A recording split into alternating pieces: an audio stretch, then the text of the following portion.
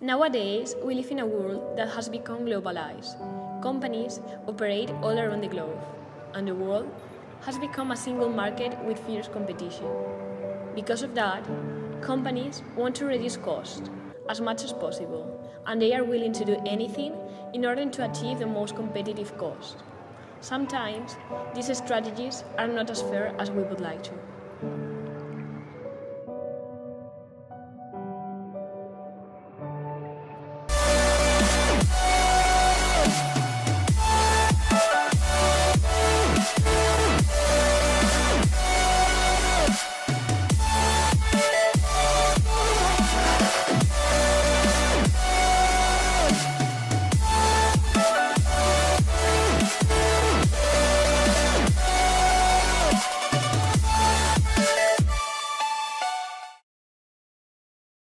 Apple products are manufactured in a Taiwanese multinational called Foxconn.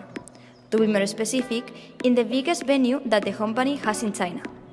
Hundreds of thousands of people work there, and 1,000 more are at the factory's entrance every day in order to get a job.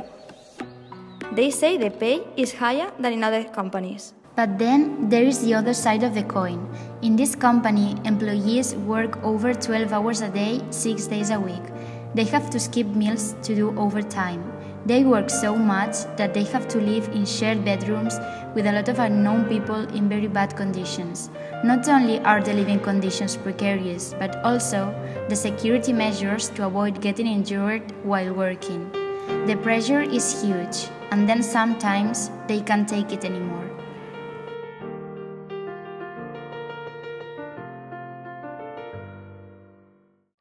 Foxconn has been involved in several controversies relating to how it manages employees in China. There have been suicides at its factories blamed on working conditions, and they had to take extreme measures to deal with it. They have had to put netting and fencing to prevent suicides. Nevertheless, company founder Terry Gu said that none of the suicides were directly work-related and that he was cleared by Chinese authorities of any wrongdoing in the period when the suicides took place. This drew the media's attention. Specifically, the case of Tianyu had a huge impact on the American media. Her voice, raising against the bad working conditions and power abuses, was unprecedented.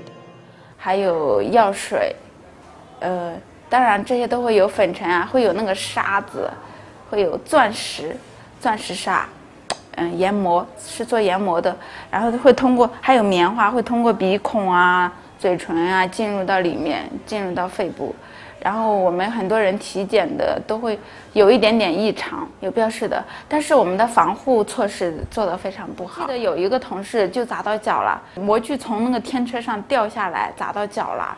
但是脚受伤了，就是报的病假，休的是病假，没有工伤，没有赔偿，因为病假嘛，他只是给你70%的工资。然后主管首先就让他写检讨，就首先问他不给我们报工伤，他说你一定不要报工伤，他直接说出来，你报工伤对我们主管会有影响，会影响绩效，影响整个部门的绩效之类的。他会拿整个部门来去威胁你，就觉着你不要因为你一个人影响我们所有的员工，他会这样子说。其实没有，这里向大家表示抱歉。这很委屈啊！我觉得明明不是自己的错，却把所有的错揽到自己身上，没有补偿，没有安慰，还要向大家道歉。好孩子，他拿着那个刀，这样子把这个手就这样子割掉了。割出来都漏到骨头了，当然没有割掉，还是工作，没有报工伤，也没有报病假，还是这样工作。发生工伤事故，一般责任都是不在主管，不在部门，不在工厂，全部在我们个人。Then, a huge movement against abuse and poor worker conditions started. The signatures for the cause grew rapidly, and what seemed impossible became real. To prevent the situation from getting worse, Foxconn unveiled a project and new ideas to reduce the risk for their workers. Although their measures are not nearly optimal, at least little by little, things are starting to improve. And in order to prevent these kinds of situations, we have to fight against iniquities, fighting for our rights as workers and as people.